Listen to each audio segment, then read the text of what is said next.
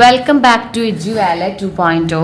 +2 ഇക്കണോമിക്സിലെ 8 മാർക്കിന് നമുക്ക് എക്സ്പെക്റ്റ് ചെയ്യാവുന്ന ഒരു 10 ക്വസ്റ്റ്യൻസ് ആണ് നമ്മൾ ഇന്ന് ഈ വീഡിയോയിൽ ഡിസ്കസ് ചെയ്യുന്നത്.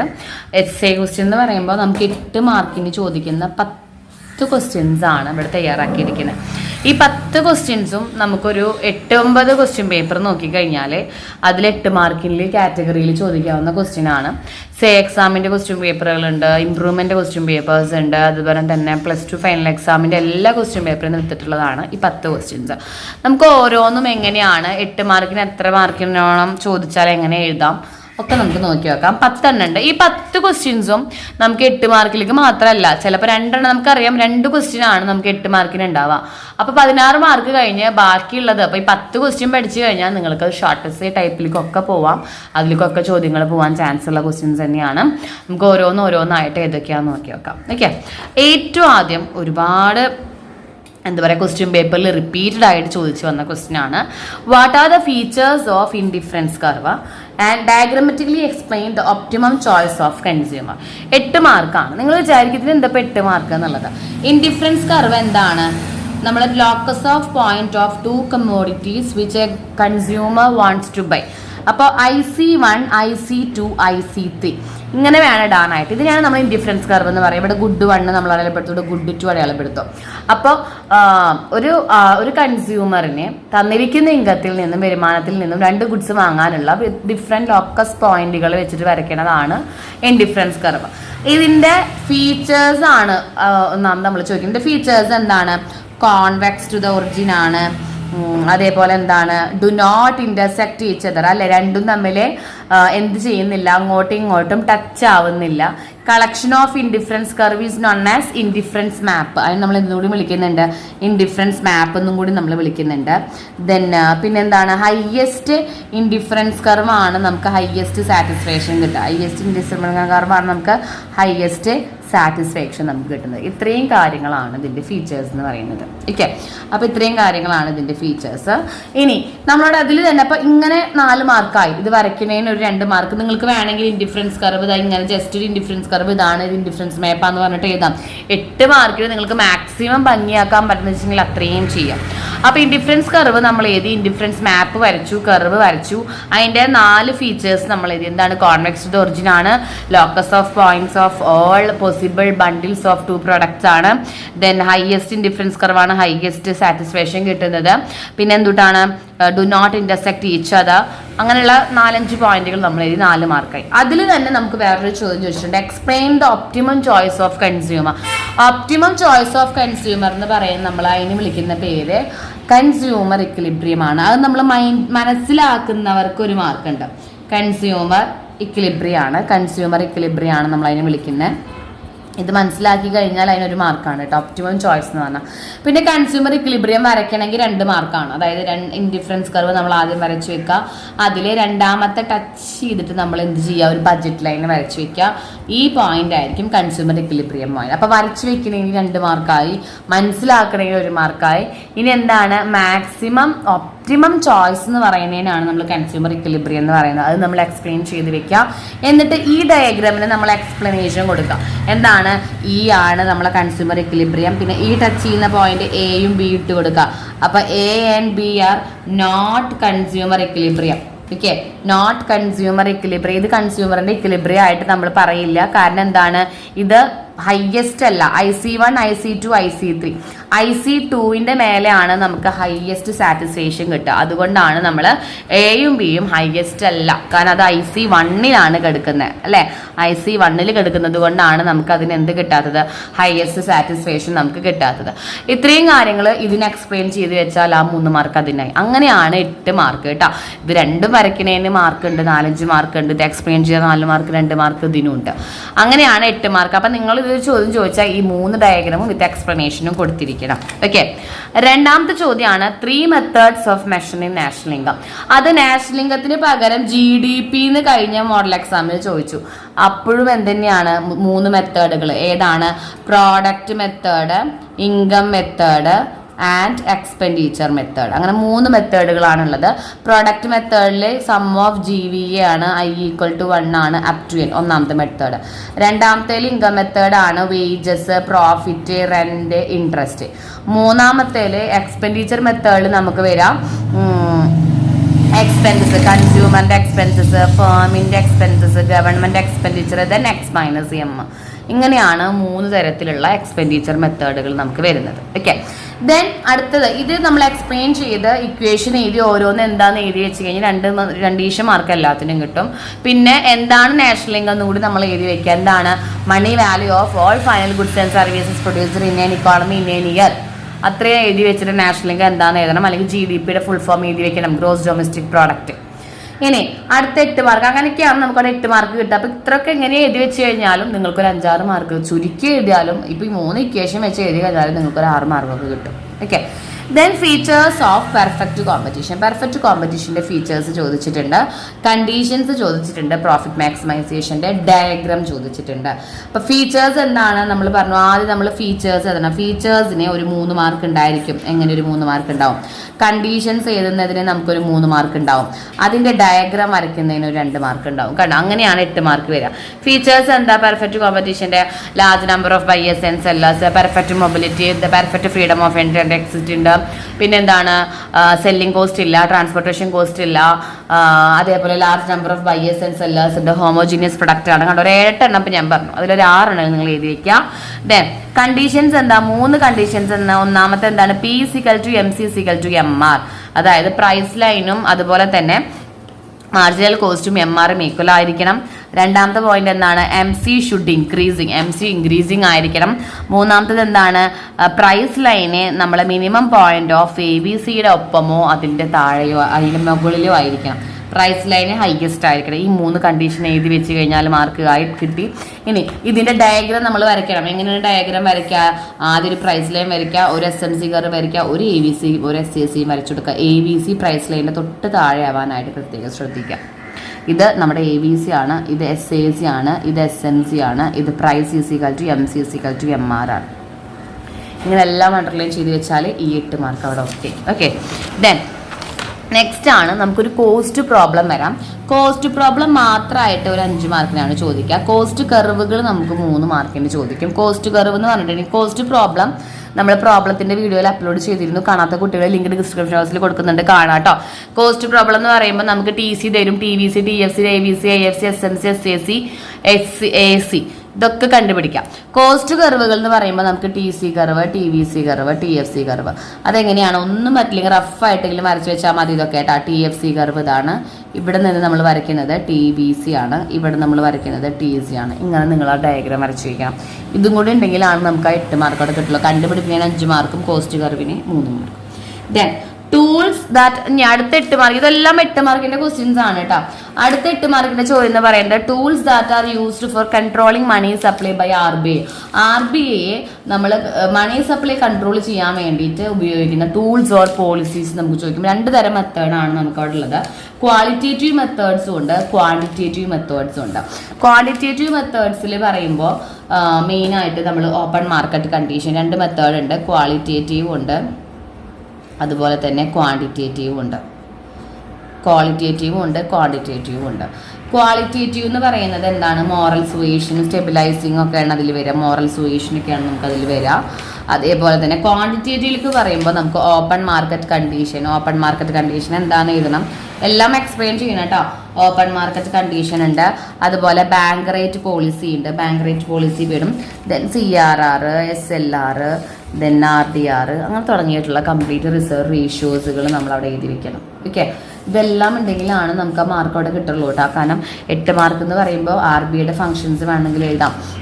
ഒപ്പം തന്നെ അവിടെ ചോദിച്ച ക്വസ്റ്റ്യൻ ആണ് ഡയറക്റ്റ് ആയിട്ട് tools and techniques that are used four എന്ന് പറയുമ്പോൾ ക്വാളിറ്റേറ്റീവ് ഉണ്ട്, ക്വാണ്ടിറ്റേറ്റീവ് ഉണ്ട്. ക്വാളിറ്റേറ്റീവ് എന്ന് പറയുമ്പോൾ എന്താണ്? മോറൽ സുവേഷനും സ്റ്റെബിലൈസിങ് ആണ് അവിടെ വരിക. ക്വാണ്ടിറ്റേറ്റീവ് എന്ന് പറയുമ്പോൾ bank rate policy, open market ഓപ്പറേഷനിൽ പർച്ചേസ് ചെയ്യുന്നു, സെയിൽ ചെയ്യുന്നു ഗവൺമെൻറ് ബോണ്ടുകൾ. ബാങ്ക് റേറ്റ് എന്ന് പറയുമ്പോൾ നമ്മളെ കൊമേഴ്ഷ്യൽ ബാങ്കിന് കൊടുക്കുന്ന ഇൻട്രസ്റ്റ് റേറ്റ് ആണ്. CRR ഉണ്ട്, SLR ഉണ്ട്, അതൊക്കെ നമ്മൾ വാരി ചെയ്യുകയാണ് ചെയ്യുക RBI. Okay, then money has mainly 2 motives. Explain these 2 methods. 2 motives എന്നാണ് പറയുന്നത്. ഒന്ന് ട്രാൻസാക്ഷൻ മോട്ടീവും അതുപോലെ സ്പെക്കുലേറ്റീവ് മോട്ടീവാണ്. ഇതിൽ നമ്മൾ speculative demand for transactional demand for money, speculative demand for money, ഇത് രണ്ടുമാണ് എക്സ്പ്ലെയിൻ ചെയ്യേണ്ടത്. അതിലെ സ്പെക്കുലേഷനിൽ നമുക്ക് ബാങ്ക് റേറ്റ് പോളിസിയും അതുപോലെ ലിക്വിഡിറ്റി ട്രാപ്പൊക്കെ നമുക്ക് വരച്ച് വെക്കാം, ലിക്വിഡിറ്റി ട്രാപ്പൊക്കെ നമുക്ക് വരച്ച് വെക്കാം. ട്രാൻസാക്ഷണൽ മോട്ടീവിൽ ഒരു ഫ്രാക്ഷനോടാണ് അത് ബന്ധപ്പെടുത്തിയിരിക്കുന്നത്.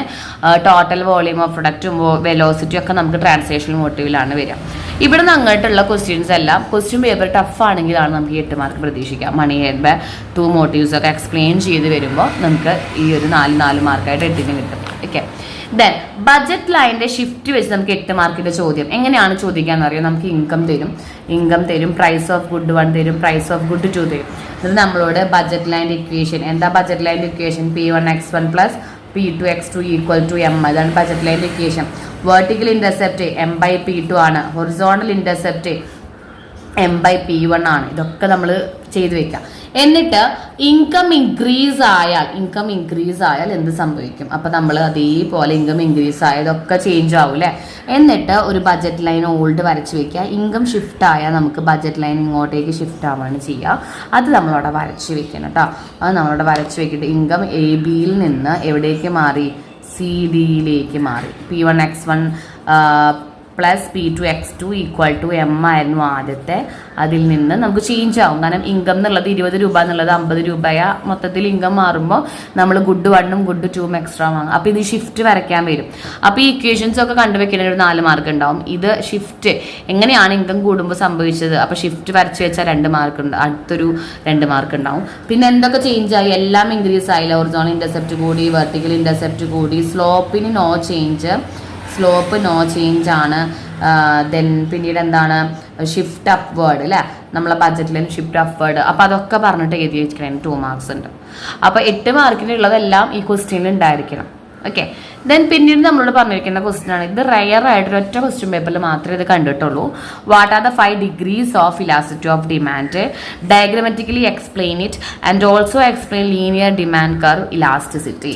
അതായത് ഇവിടെ ഇലാസ്റ്റിസിറ്റി ഓഫ് ഡിമാൻഡ് ആണ് നമുക്ക് ക്വസ്റ്റ്യൻ ചോദിക്കുക. അതായത് 5 ഡിഗ്രീസ് ഓഫ് ഇലാസ്റ്റിസിറ്റിയും ലീനിയർ ഡിമാൻഡ് കർവിൻ്റെ ഇലാസ്റ്റിസിറ്റിയും. അത് ചോദിക്കുമ്പോൾ നമ്മൾ എങ്ങനെയാണ് ചെയ്യാന്ന് വെച്ചിട്ടുണ്ട് എങ്കിൽ നമ്മൾ ആദ്യം 5 ഡിഗ്രീസ് ഓഫ് ഇലാസ്റ്റിസിറ്റി നമുക്ക് അറിഞ്ഞിരിക്കാം. 5 ഡിഗ്രീസ് ഓഫ് ഇലാസ്റ്റിസിറ്റി. അതിന് മുന്നേ ഇലാസ്റ്റിറ്റി എന്താണെന്ന് എഴുതി വെച്ചാൽ 1 മാർക്ക് കിട്ടും കേട്ടോ. 5 ഡിഗ്രീസ് എന്ന് പറയുമ്പോൾ ഇങ്ങനെ പാരലൽ ടു എക്സ് ആക്സിസ് ഉണ്ട്, പെർപെൻഡിക്കുലർ ഉണ്ട്, റെക്ടാങ്കുലർ ഹൈപ്പർബോള ഉണ്ട്, പിന്നെ ഇലാസ്റ്റിസിറ്റി ലീനിയർ ഉണ്ട്. ഇത് ഇലാസ്റ്റിക് ആണ്. ദെൻ ഇലാസ്റ്റിറ്റി നമുക്ക് ലീനിയറും ഉണ്ട്. 5 ടൈപ്പായി. അപ്പോൾ ഇലാസ്റ്റിറ്റി ഓഫ് ഡിമാൻഡ് ഇവിടെ ഈക്വൽ ടു 1 ആണ്. അതുപോലെ ഇൻഫിനിറ്റ് ആയതുണ്ട്. പാരലൽ ടു എക്സ് ആക്സിസ് ആകുമ്പോൾ ഇലാസ്റ്റിറ്റി ഓഫ് ഡിമാൻഡ് 0 ആയിരിക്കും. അതുപോലെ ഇൻഫിനിറ്റ് ഉണ്ട്. അതുപോലെ തന്നെ ഗ്രേറ്റർ ദാൻ 1 ഉണ്ട്, ലെസ് ദാൻ 1 ഉണ്ട്. ഇതിങ്ങനെ ഓരോന്നും വരച്ച് കാണിക്കണം. ഓരോന്നിലും ഏതാണ് ഇലാസ്റ്റിറ്റി എന്ന് കാണിക്കണം. ഓരോന്നിൻ്റെ പേരും പഠിക്കണം. അതായത് പെർഫെക്റ്റ്ലി ഇലാസ്റ്റിക്, പെർഫെക്റ്റ്ലി ഇൻഇലാസ്റ്റിക്, പിന്നെ unit elastic, then elastic, inelastic. അങ്ങനെ 5 ഡിഗ്രീസ് ഉണ്ട്. ഇനി ഇതിൻ്റെ കൂടെ നമുക്ക് ലീനിയർ ചോദിച്ചിട്ടുണ്ട്. ലീനിയർ ഡിമാൻഡ് കർവ് എന്ന് പറയുമ്പോൾ നമ്മളെ പിക്ചർ വരെ എങ്ങനെയാണെന്ന് വെച്ചാൽ ഇങ്ങനെയാണ് ലീനിയർ വരിക, ഇങ്ങനെയാണ് വരിക. ഇതിൽ ഓരോ സ്ഥലത്ത് നമ്മൾ ഓരോ point elasticity of demand different ആയിരിക്കും. ഇവിടെ ഇലാസ്റ്റിറ്റി ഓഫ് ഡിമാൻഡ് 0 ആയിരിക്കും. ഇവിടെ ഇലാസ്റ്റിറ്റി ഓഫ് ഡിമാൻഡ് ഇൻഫിനിറ്റ് ആയിരിക്കും. നടുവിൽ ഈക്വൽ ടു 1 ആയിരിക്കും. ഇവിടെ ഗ്രേറ്റർ ദാൻ 1 ആയിരിക്കും. ഇവിടെ ലെസ് ദാൻ 1 ആയിരിക്കും. ഇതാണ് ലീനിയർ ഡിമാൻഡ് കർവ് എന്ന് ഉദ്ദേശിക്കുന്നത്. ഇതും വരച്ച് വെക്കണം, ഇതൊക്കെ വരച്ച് വെക്കണം, ഇതൊക്കെ എഴുതി വെക്കണം. അപ്പോൾ വരയ്ക്കുന്നതിനൊക്കെ ഓരോ മാർക്ക് ഉണ്ടാവും. അപ്പോൾ ഇത് വരച്ച് വെച്ചാൽ ചിലപ്പോൾ 2 മാർക്കാവും. കാരണം ഇത് വരയ്ക്കുന്നതിനും ഈ ഒരു പോയിന്റുകൾ അടയാളപ്പെടുത്തുന്നതിനും. പിന്നെ ഇതിനൊക്കെ ഓരോരോ മാർക്ക് ഉണ്ടാവും. ഇലാസ്റ്റിറ്റി ഓഫ് ഡിമാൻഡ് എത്രയാണെന്ന് എഴുതണം, അതിൻ്റെ പേര് എഴുതി വെക്കണം. അത്രേ ഉള്ളൂ. എന്താണ് ഇലാസ്റ്റിക് ആണോ അത് എഴുതി വെക്കുക. അത് 0 ആണോ 1 ആണോ നെഗറ്റീവ് 1 ആണോ പോസിറ്റീവ് 1 ആണോ എന്നുള്ളത് എഴുതി വയ്ക്കാം. അത്ര എഴുതി വെച്ച് കഴിഞ്ഞാലാണ് നമുക്ക് ആ മാർക്ക്. ഇപ്പോൾ പാരലൽ ടു എക്സ് ആക്സിസ് ആകുമ്പോൾ ഇൻഫിനിറ്റ് ആണ്. ഇവിടെ 0 ആണ് ഇലാസ്റ്റിറ്റി ഓഫ് ഡിമാൻഡ്. ഇവിടെ നമുക്ക് 0 ആണ്. ഇവിടെ ഈക്വൽ ടു 1 ആണ്. കാരണം പെർപെക്റ്റിക്കുലർ നമുക്ക് ഈ ഒരു ഷേപ്പിൻ്റെ പേര് റെക്ടാങ്കുലർ ഹൈപ്പർബോളൺ ആണ്. ഇവിടെ 1 ആണ്. ഇവിടെ ഗ്രേറ്റർ ദാൻ 1 ആണ്, ലെസ് ദാൻ 1 ആണ്. അങ്ങനെ എഴുതി വെച്ച് എക്സ്പ്ലെയിൻ ചെയ്ത് വെക്കുന്നതിനാണ് ആ 8 മാർക്ക്. ഓക്കെ, ദെൻ 9ാമത്തെ ക്വസ്റ്റ്യൻ ആണ്. Identify the 2 laws that are related to a different product എന്ന് പറയുമ്പോൾ total product, average product and marginal product. ആദ്യം മൈൻഡിൽ അത് കത്തണം.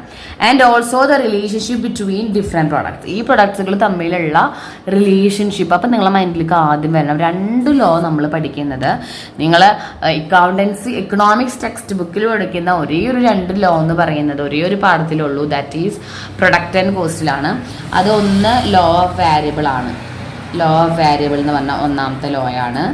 രണ്ടാമത്തെ ലോ എന്ന് പറയുന്നത് റിട്ടേൺ ടു സ്കെയിലാണ്. റിട്ടേൺസ് ടു സ്കെയിലാണ് രണ്ടാമത്തത്. റിട്ടേൺ ടു സ്കെയിലാണ് രണ്ടാമത്തത്. ഒന്ന് ലോ ഓഫ് വാരിയബിൾ പ്രൊപ്പോർഷനാണ്. ലോ ഓഫ് വാരിയബിൾ പ്രൊപ്പോർഷൻ എന്ന് പറയുമ്പോൾ എങ്ങനെയാണ്? ടി പി ഇവിടെ എം പി താഴത്തേക്ക് പോകണം, എ പി ഇങ്ങനെ വരണം. റിട്ടേൺ ടു സ്കെയിൽ എന്ന് പറയുമ്പോൾ ഇങ്ങനെ ഒരു വീട് പോലെ നിങ്ങൾ മുട്ടിപ്പിച്ച് വരയ്ക്കാൻ പാടില്ല കേട്ടോ. ഇവിടെ ഈ മുട്ടണ ഭാഗമാണ് ഫസ്റ്റ് സ്റ്റേജ് ആ ലോയുടെ. ഇത് സെക്കൻഡ് സ്റ്റേജാണ്. ഇത് ഫസ്റ്റ് സ്റ്റേജ്, സെക്കൻഡ് സ്റ്റേജ്, ഇത് തേർഡ് സ്റ്റേജാണ്. ഇവിടെ ഇതാണ് ഫസ്റ്റ് സ്റ്റേജ്, ഇതാണ് സെക്കൻഡ് സ്റ്റേജ്, അതുപോലെ ഇതാണ് തേർഡ് സ്റ്റേജ്. ഇങ്ങനെ വരച്ച് വെക്കുക ആദ്യം. റിട്ടേൺ ടു സ്കെയിലും അതുപോലെ തന്നെ 2നും 3 സ്റ്റേജസ് ഉണ്ട്. ഇനി ഈ സ്റ്റേജിനെ ഇൻക്രീസിങ് റിട്ടേൺ ടു സ്കെയിൽ, ഈ സ്റ്റേജിനെ ഡിമിനിഷിങ് റിട്ടേൺ ടു സ്കെയിൽ, ഈ സ്റ്റേജിനെ നെഗറ്റീവ് റിട്ടേൺ ടു സ്കെയിൽ എന്നാണ് നമ്മൾ വിളിക്കുക. 3 സ്റ്റേജസിനും പേരുണ്ട് കേട്ടോ. അതേപോലെ ഇവരെ ഇൻക്രീസ് റിട്ടേൺസ് ടു സ്കെയില്, ഇവരെ നമ്മൾ വിളിക്കുന്നത് കോൺസ്റ്റന്റ് റിട്ടേൺ ടു സ്കെയിലാണ്. ഈ സെക്ഷൻ ഡിക്രീസിങ് അല്ലെങ്കിൽ ഡിമിനിഷിങ് റിട്ടേൺ ടു സ്കെയിലാണ്. അപ്പോൾ ഈ കോൺസ്റ്റന്റും ഈ ഒരു ഡിക്രീസിങ് മാത്രമേ സെക്കൻഡ് സ്റ്റേജിൽ വ്യത്യാസമുള്ളൂ. ഇനി റിലേഷൻഷിപ്പ് നിങ്ങൾക്ക് ഇത് നോക്കി തന്നെ എഴുതാം. കാരണം എന്താണ്? ടി പി ഹയസ്റ്റ് ആകുമ്പോൾ എം പിയും ഇവരും ഹയസ്റ്റ് ആവുന്നുണ്ട്. ദെൻ ഇവർ ടി പിയും എം പിയും എ പിയും ഒരുമിച്ച് സ്റ്റാർട്ട് ആവുന്നു. പിന്നെ നമ്മുടെ എം പി, ഇതാണ് എം പി കേട്ടോ, ഇത് എം പി, ഇത് എ പി, ഇത് ടി പി. ഓക്കെ, ഇങ്ങനെയാണ് നമ്മുടെ 3 പ്രൊഡക്റ്റുകൾ വരിക. മെയിനായിട്ട് ഇവിടെ നമ്മൾ ലോ ഓഫ് വാരിയബിൾ ആണ് എഴുതേണ്ടത്. റിട്ടേൺ ടു ഫാക്ടർ നമ്മൾ സൈഡിൽ എഴുതി വെക്കണം. 3 സ്റ്റേജസ് ഉണ്ട്, നമ്മളുടെ അതിൻ്റെ പേര് എഴുതി വെച്ചാൽ മതി. 3 സ്റ്റേജുകൾ 2 പേർക്കും ഉണ്ട്, അതിൻ്റെ പേര് എഴുതി വെക്കുക. ഫസ്റ്റ് സ്റ്റേജിൽ എല്ലാം ഇൻക്രീസ് ആവുന്നു, സെക്കൻഡ് സ്റ്റേജിൽ കുറയുന്നു, തേർഡ് സ്റ്റേജിൽ നമ്മളെ എം പി നെഗറ്റീവ് ആവുന്നു. കണ്ടോ, 0 കഴിഞ്ഞ് നെഗറ്റീവ് ആവുന്നു. ഇത് 0 ആവുന്നില്ല, ഇത് ഹയസ്റ്റിൽ നിന്ന് കുറയുന്നു. ഇവിടെ എന്താ സംഭവിച്ചത്? ഇവിടെ ഇൻക്രീസിങ് ആണ്, എല്ലാം ഇൻക്രീസിങ് ആണ്. ഇവിടെ എത്തുമ്പോൾ കോൺസ്റ്റന്റ് ആണ്. കോൺസ്റ്റന്റ് എന്ന് വെച്ചിട്ടുണ്ടെങ്കിൽ ഈക്വൽ എഫക്റ്റ് ആണ് വരുന്നത്. ഇവിടെ ഡിക്രീസിങ് ആണ്. അങ്ങനെ 2 തരം ലോകളും ഈ ഒരു പിക്ചറും അവിടെ വരച്ച് വയ്ക്കണം. ഓക്കെ, അതൊക്കെ ചെയ്താൽ മാത്രമേ നമുക്ക് 8 മാർക്ക്. 4 മാർക്ക് ഇതിനും ഉണ്ടാവും, 4 മാർക്ക് ഇതിനുണ്ടാവും. ഇതിൽ റിലേഷൻഷിപ്പ് എന്തെങ്കിലുമൊക്കെ നിങ്ങൾക്ക് ഈ പിക്ചർ വന്നു കഴിഞ്ഞാൽ എഴുതാൻ കിട്ടണം. ഓക്കെ, ദെൻ 10th ക്വസ്റ്റ്യൻ ആണ്. ഇത് കംപ്ലീറ്റ്ലി ഒരു തിയറി ക്വസ്റ്റ്യൻ ആണ്. നമുക്ക് അങ്ങനെ അങ്ങോട്ട് 8 മാർക്കിലേക്ക് പോകാറില്ല, പക്ഷെ 5 മാർക്കിലേക്ക് പോവാം. ഒരു ക്വസ്റ്റ്യൻ പേപ്പറിൽ കണ്ടിട്ടുണ്ട്, ഒരേ ഒരു ക്വസ്റ്റ്യൻ പേപ്പറിലാണ് കണ്ടിരിക്കുന്നത്. Briefly explain the functions of government. ഗവൺമെൻറ്റിൻ്റെ 3 ഫങ്ഷൻസ് ഉണ്ട്. 3 ഫങ്ഷൻസ് എന്ന് പറയുമ്പോൾ അലോക്കേറ്റീവ് ഫങ്ഷൻസ് ഉണ്ട്, അതേപോലെ തന്നെ ഡിസ്ട്രിബ്യൂഷൻ ഫങ്ഷൻസ് ഉണ്ട്, ദെൻ സ്റ്റെബിലൈസേഷൻ ഫങ്ഷൻസ് ഉണ്ട്. അങ്ങനെ 3 ഫങ്ഷൻസ് ഉണ്ട്. അതേപോലെ തന്നെ ഗവൺമെൻറ്റിൻ്റെ ബഡ്ജറ്റിൻ്റെ കമ്പോണൻസ്, അതൊരു ഫ്ലോ ചാർട്ട് നിങ്ങൾക്ക് ടെക്സ്റ്റ് ബുക്കിൽ കാണാം. അത് പാഠം പഠിക്കുക. റവന്യൂ എക്സ്പെൻഡിച്ചർ ഉണ്ട്, റവന്യൂ റിസീപ്റ്റ്, റവന്യൂ അക്കൗണ്ട് ഉണ്ട്, അതുപോലെ തന്നെ ക്യാപിറ്റൽ അക്കൗണ്ട് ഉണ്ട്. അപ്പോൾ റവന്യൂവിൽ റവന്യൂ എക്സ്പെൻഡിച്ചർ ഉണ്ട്, റവന്യൂ ഇൻകംസ് ഉണ്ട്, ക്യാപിറ്റൽ എക്സ്പെൻഡിച്ചർ ഉണ്ട്, ക്യാപിറ്റൽ ഇൻകംസ് ഉണ്ട്. ഇങ്ങനെ സെക്ഷനായിട്ട് ആ ഫ്ലോ ചാർട്ട് പഠിച്ചു പോയിട്ട് ഓരോന്ന് എക്സ്പ്ലെയിൻ ചെയ്ത് വെക്കുകയാണ് ഇവിടെ വേണ്ടത്. അപ്പോൾ ഈ തിയറിയും നിങ്ങൾ സ്കിപ്പ് ചെയ്യാതെ പഠിക്കാനായിട്ട് ശ്രദ്ധിക്കണം. ഈ 10ാമത്തെ തിയറി, ഈ 10 ക്വസ്റ്റ്യൻ ആണ് 8 മാർക്കിലേക്ക് നമുക്ക് പോകാൻ ചാൻസ് ഉള്ള എക്സ്പെക്റ്റഡ് ക്വസ്റ്റ്യൻ. ഈ 10 തന്നെ ആയിരിക്കും നമുക്ക് 8 മാർക്കിന് വരിക. ഗവൺമെൻറ് ചാപ്റ്ററിലെ തിയറി പഠിക്കുക, ലോ ഓഫ് വാരിയബിളും റിട്ടേൺ ടു സ്കെയിലും പഠിക്കുക, അതുപോലെ തന്നെ degree of elasticity of demand, budget ലൈൻ്റെ പ്രോബ്ലം വെച്ചിട്ടുള്ള ഷിഫ്റ്റ് പഠിക്കാം. ദെൻ ടൂൾസുകൾ, മണി സപ്ലൈയുടെ മോട്ടീവ്സുകൾ, കോസ്റ്റ് പ്രോബ്ലംസ് എന്തായാലും പഠിക്കുന്നത് 8 മാർക്കിലേക്ക് വരണം. അതേപോലെ തന്നെ പെർഫെക്റ്റ് കോമ്പറ്റീഷൻ്റെ പെർഫെക്റ്റ് മാക്സിമൈസേഷൻ കണ്ടീഷൻസ് വരയ്ക്കാൻ അറിയണം. 3 methods of measuring national income, അതേപോലെ തന്നെ features of indifference curve, consumer equilibrium, ഇതൊക്കെ വരച്ചു കഴിഞ്ഞാലാണ് നമുക്ക് 8 മാർക്ക്. ഈ 10 ക്വസ്റ്റ്യൻസ് പഠിച്ചാൽ തന്നെ നിങ്ങൾക്ക് അത്യാവശ്യം നല്ലൊരു പെർസെൻറ്റേജോളം മാർക്ക് കിട്ടും. കാരണം ക്വസ്റ്റ്യൻ പേപ്പർ അനുസരിച്ച് നല്ല രീതിയിൽ ചേഞ്ചസ് വരാം. ഇതിൽ നിന്ന് തന്നെ 1 മാർക്ക് 2 മാർക്ക് 5 മാർക്കിലേക്കൊക്കെ പോവാം. ഫീച്ചേഴ്സ് ഓഫ് പെർഫെക്റ്റ് കോമ്പറ്റീഷനൊക്കെ നമുക്ക് എങ്ങനെ 4 മാർക്കിലേക്കൊക്കെ പോകാറുള്ളതാണ്. അപ്പോൾ നല്ല രീതിയിൽ ഈ 10 ക്വസ്റ്റ്യൻസ് എത്രയും വേഗം പഠിക്കാനായിട്ട് ശ്രദ്ധിക്കുക. എസ് എ ക്വസ്റ്റ്യൻ വന്നാലും ആ 16 മാർക്ക് നിങ്ങൾ വിട്ട് കളയരുത്. ഇത് തന്നെയാവും നമുക്ക് 3 എസ് എ ക്വസ്റ്റ്യൻ തന്നിട്ട് 2 നിങ്ങൾക്ക് സെലക്ട് ചെയ്യാൻ പറയും. അപ്പോൾ ഈ 10 പഠിച്ചു കഴിഞ്ഞാൽ നിങ്ങൾക്ക് ആ ഒരു എന്താ പറയുക എക്സ്പെക്റ്റഡ് എന്നുള്ള ആ ഒരു പ്രതീക്ഷയ്ക്കുള്ള കുറച്ച് ക്വസ്റ്റ്യൻസ് നിങ്ങൾക്ക് ഓക്കെ ആവും. ഓക്കെ, അപ്പോൾ വീഡിയോ ഹെൽപ്ഫുൾ ആയെന്ന് വിചാരിക്കുന്നു. വീഡിയോ ഹെൽപ്ഫുൾ ആയെങ്കിൽ ലൈക്ക് ചെയ്യുക, ഷെയർ ചെയ്യുക, സബ്സ്ക്രൈബ് ചെയ്യുക, മാക്സിമം സപ്പോർട്ട് ചെയ്യുക. Okay dear student, thank you so much.